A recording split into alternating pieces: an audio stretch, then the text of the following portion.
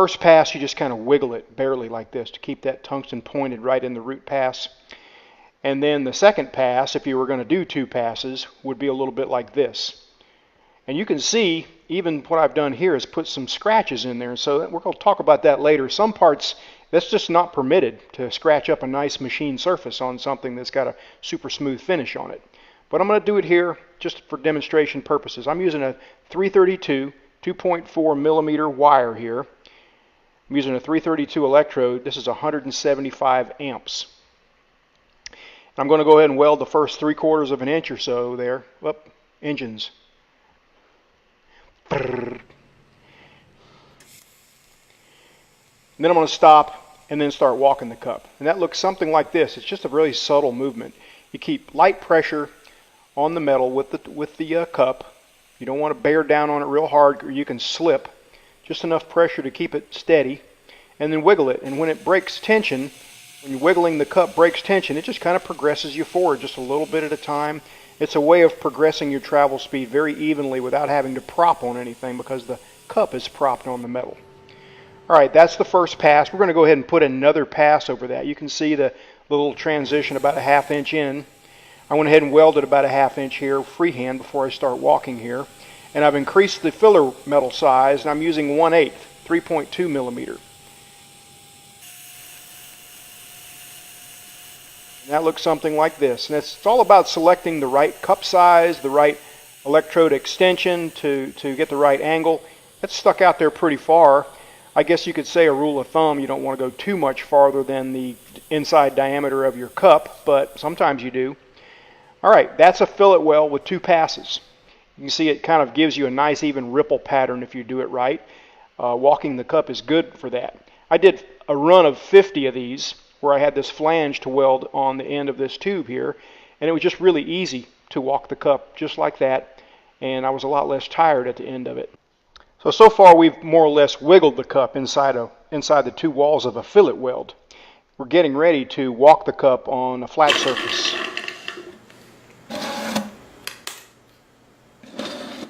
All right, imagine this is your cup and electrode.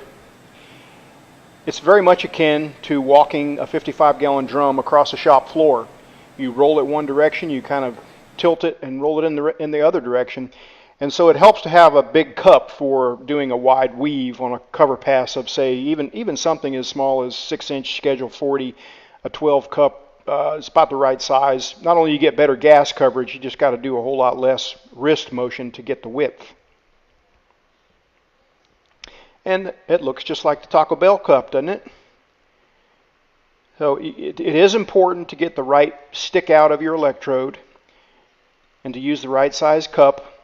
And maybe a rule of thumb is, not to extend the electrode really much farther than the inside diameter of the cup. Sometimes you will have to hold the cup and hold the torch in odd ways like this, upside down, sideways like this. But just keep in your mind that it's like rolling a 55-gallon drum. You have to kind of turn it and roll it and turn it and roll it. And that's what it's also called a sort of a figure 8 or a lazy 8, but in my mind I'm rolling a drum across the floor.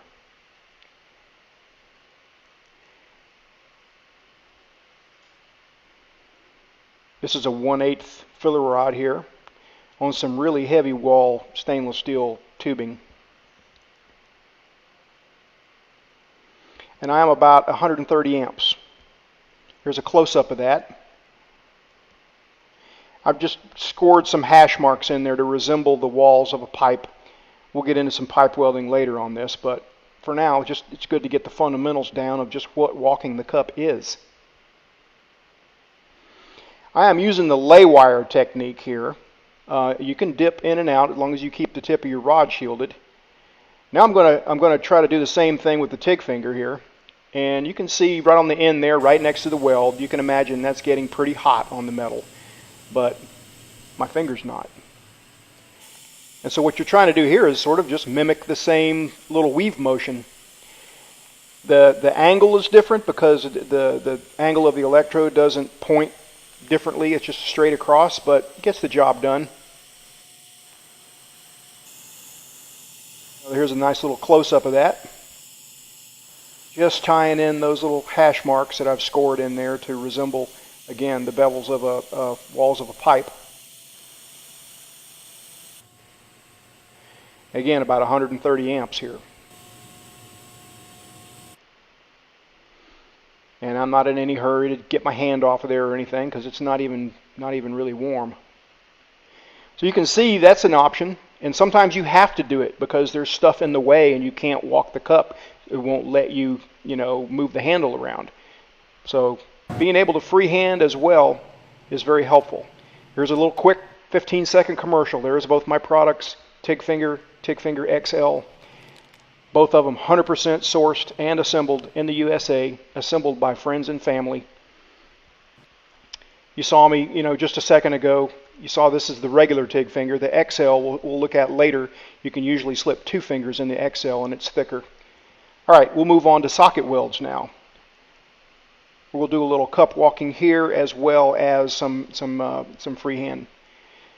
So again, this is just a little fillet weld, just like we did earlier, and you just kind of like wiggle it a little bit with light pressure, and don't get a whole lot of width going on that first pass. Usually you want to use a smaller diameter filler for that root pass to make sure you sink it in there good, and then maybe go up to a 1/8 3.2 for the second pass. Again, it's like doing this for the second pass. It's a different technique for the second pass than for the first pass.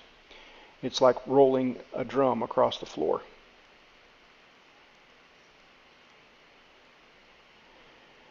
All right, we're going to take a look now at doing a little freehand action, coming in from the top with the TIG Finger XL slipped over 2 fingers. Heat rises and a little nipple like this can get really hot really quick if you don't have something to protect your glove. Your bare glove just doesn't cut it. It's just an option. A lot of times socket welds, especially in shipyards, in ships you just don't have a lot of room. Everything's tighter, and so it's rare to be able to walk the cup on something like this inside of a ship.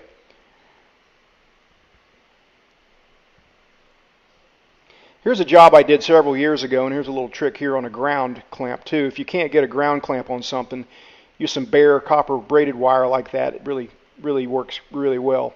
So this is a job I was able to walk the cup on because the machinist was going to take a little skim cut anyway and radius that. But sometimes you can't walk the cup. If he wasn't going to take a skim cut off of that, I wouldn't want to put those scratches on there if that surface was going to be left as is. This is an example of where I would have liked to walk the cup because it was so hot. But again, a nice finished machine surface. The machinist didn't want those scratches on the part to deal with and have to buff out, so I didn't do it. I preheated it to 500 degrees, propped with the TIG Finger, and did a little freehand pass like this at about 170 amps for the first pass, and then came over it with a second pass, about the same heat, maybe 5 or 10 more amps.